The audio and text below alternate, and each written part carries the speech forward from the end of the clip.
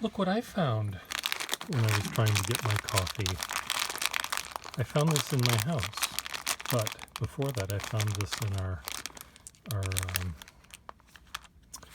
recycling area in our building, and I thought, well, I need this more than anyone else, so I've got it.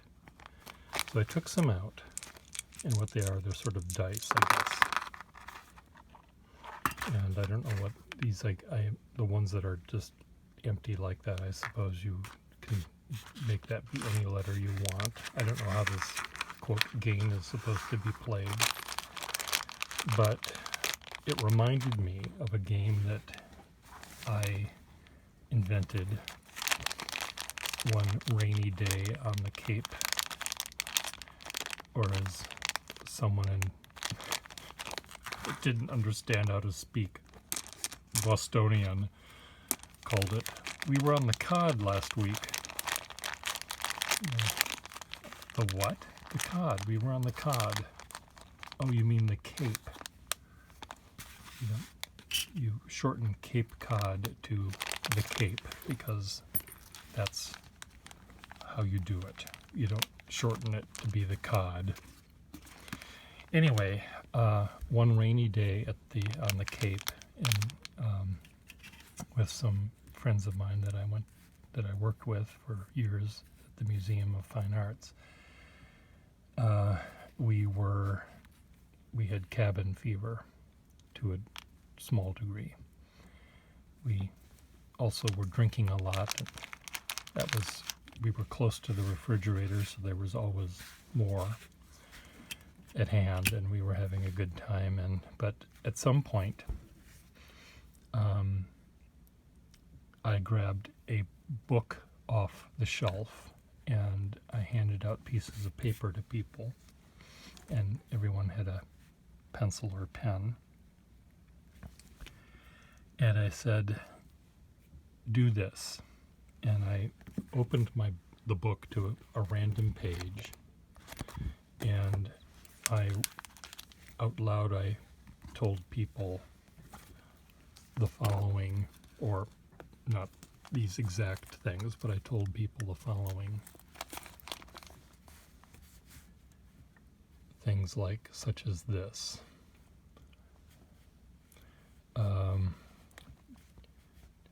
W, and everyone wrote down the W, and followed by, the people either wrote it this way or this way, but anyway, they made a list of letters: W, H, M, E, E,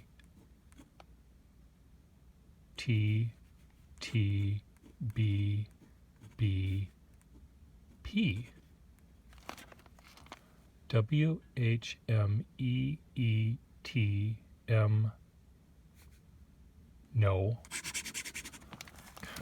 It's hard for me to. W, H, M, E, E, T, M, T, T, B, B, P. Now that's a long one. But the idea was, now you, and you, and you, and you, and you, have to compose a sentence using words that start with a W as the first word in the sentence, the H as the second word in the sentence, etc. And you end the sentence with a word that has a P at the beginning of it.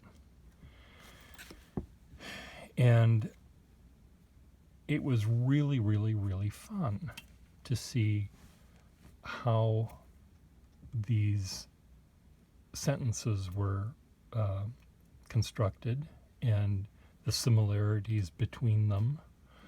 Oftentimes, WHM might have always started the same with a couple of people in the room. Of 10 people, maybe 3 people had Y has mother, or the M might not have been the same, but it could have started out with WH as Y has. And it was just really cool to see what overlapped with people and what didn't. So the rule is, in order to make a sentence, you have to have it be grammatically correct. Some people would finish a sentence and I'd say, well, there's no verb. You show me a verb in that sentence and I'll give you the prize. But there wasn't a verb.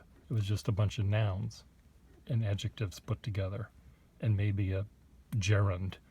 But there was, okay, I'm waiting for whatever all of these words, this list of randomized words, maybe they weren't random, but they didn't do anything. There was no verb. And some of them just didn't make sense because they were too grammatically nonsensical. They can be nonsensical in the sense of, being physically impossible that a pig could fly. That was fine. If you had the sentence, what would happen if pigs could fly? ? That's a legitimate sentence, perhaps. So, WHMEETMTTBBP. So, sometimes I might begin with something that makes sense, and then I get to maybe here, and then I am stuck. Other people, sort of pick the weirdest letter. Like, let's say there was a Q or a Z. Zebra, xylophone.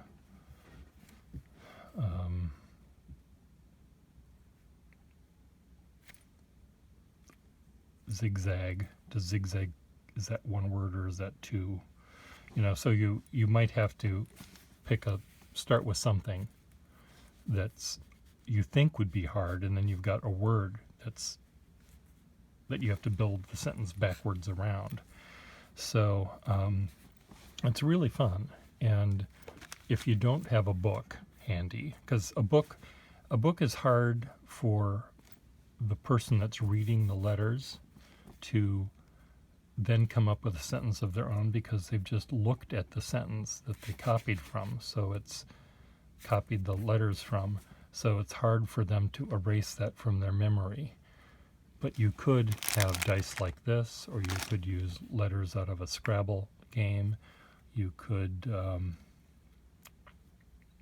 you could just pass, which is what we did. We passed the book from one person to the next. So that person was the narrator rather than couldn't play. But it was really, really fun. And of course, people got silly and came up with really strange stories. I've got somewhere in my house, which is to say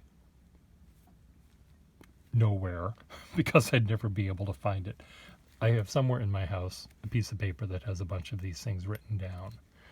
And I've played it here. I've played it with parties of people. I've played it with people on the COD. And I've played it with my family in Minnesota. And it's really fun because it doesn't require, you can sit, you don't have to move from your chair, you don't have to shuffle cards, you don't have to really do anything, and everyone can play. So let's just shorten this to WHM. So what sort of sentence could WH work? And you can use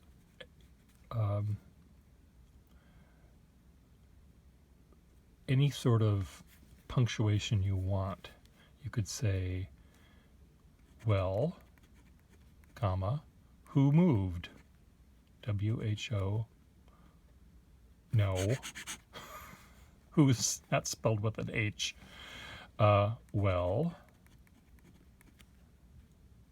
have more. That's a perfectly good exclamation. Well, have more. Let's make it exciting. That's perfectly fine. Walter has hemorrhoids, I was going to say, but I forgot that that's an M. Walter has, what's the disease that starts with M? Mumps. So that's how this game can work. Now let's say we had to add some E's on the end. EE. Walter has mumps every something.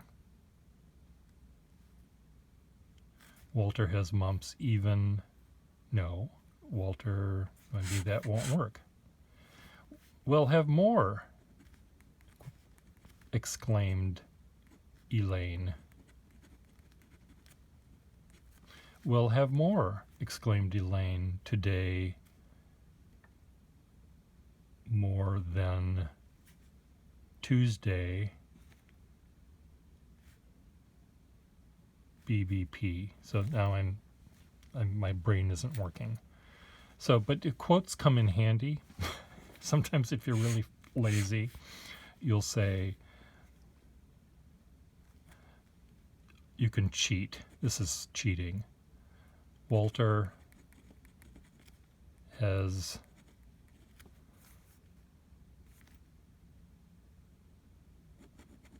more elevators, eyeglasses, thermometers, marionettes, but then you have to end it. You still have to end the sentence. That's Walter has more blah, blah, blah than you, than Betty Boop possesses. Walter has more elevators, eyeglasses, thermometers, marionettes than telescopes than Betty Boop possesses. That's a perfectly good sentence, but it's lame. I'll read you the sentence that came from the book that I copied. And for those of you that have Dover books, you know this by heart. We have made every effort to make this the best book possible. We have made every effort to make this the best book possible. Sometimes when I play this game with people and I find a sentence, I don't intend to find a sentence that goes on for about a page and a half, but sometimes, even when you're not Marcel Proust, you can have a sentence that's really long. So this is what I want you to do. You, and you, and you, and you. I want you to take a piece of paper and write down following letters. I'm gonna give you another sentence, and I want you to come up with trying to find a somewhat short sentence here.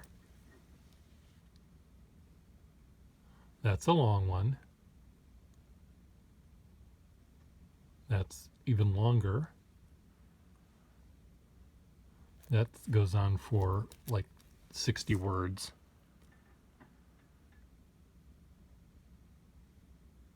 I mean, listen, WTRVDMAICTLCAHIAIAPPIIDAS, the number 1. That'll screw you. CDAPAAGT.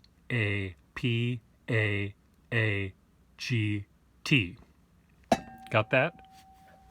The sentence is, with this remarkable volume, Durer made an important contribution to lettering craftsmanship, and he is accorded a prominent place in the development alongside such 16th century designers as Pacioli, Arrighi, and Geoffrey Torrey. Did you come up with that one? So let's find a simpler sentence. Okay, I found one that Durer himself wrote. N O Y S M T W I S.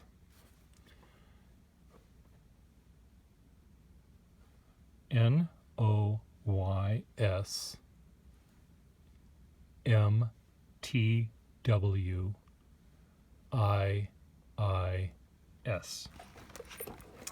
So, how will you turn those letters in that order into a sentence? That's a Y. NOYSMTWIIS.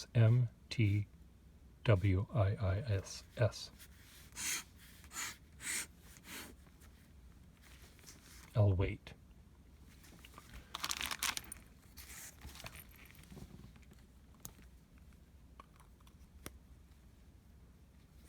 Should I try to do it?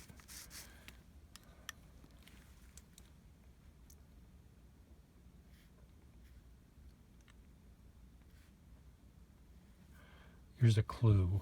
I sometimes, if I have extra letters, let's say I wanted this to be neither Oscar something, something, something, something, something.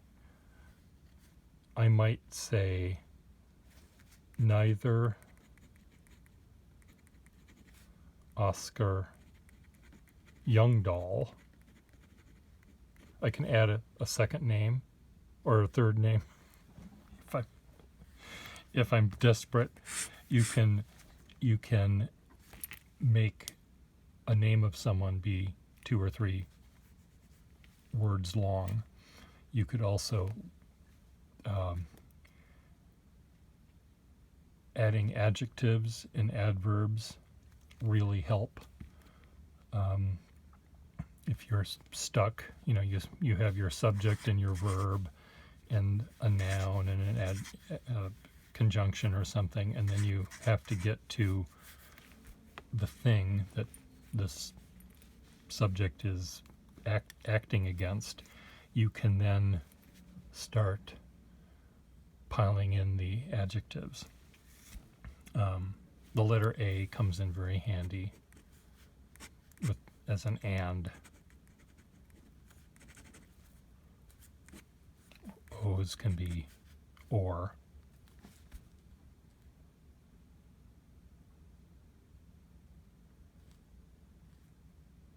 NOYS.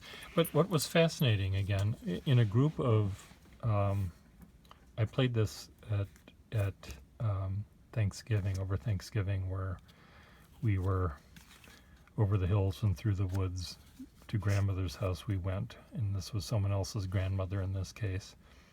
But she and her 2 daughters and 1 son and my ex-boyfriend and I and her grandkids were all around the table eating turkey. And at the end of shoveling food down our face, our pie hole, I got this game out, which essentially is, I gave everyone a pen and some paper, and I grabbed a book off the shelf, and I told them to copy this down. And what was fascinating at that particular time, I remember that 3 of us, remember there was a K, and K in 3 instances became kids. So when you have the word kids, it sort of aimed our thinking toward kids in school or kids playing or whatever kids do. And a couple of the sentences were rather similar to one another. And but some of these games, some of these sentences that people come up with are just like, how the heck could you possibly even begin to think what you just wrote? How did that possibly happen? And it's really, really neat to try this out. And you can try this out here on my channel.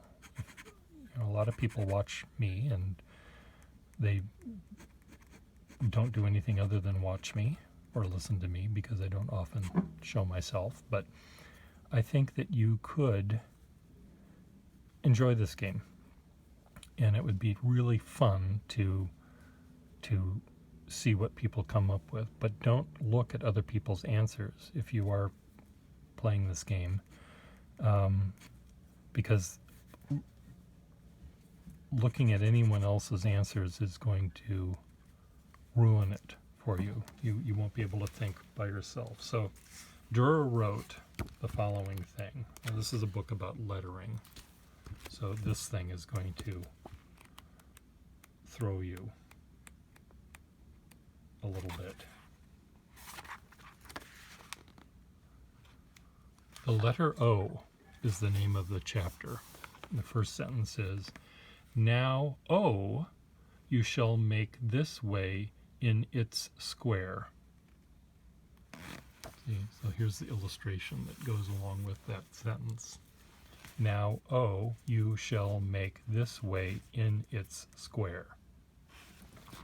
If any of you came up with that before I told you, I will accept your proposal of marriage. I don't care what you look like. I don't care what sex you are. But if you came up with that, I do.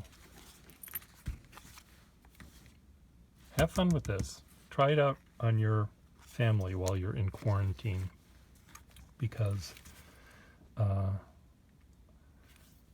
you will have fun. One of you will really have fun. Another one will probably hate it and never want to go running back to their corner and never want to speak to you again because it's too difficult or something. But if you persevere for a little bit, I think you'll find this game fun. Bye.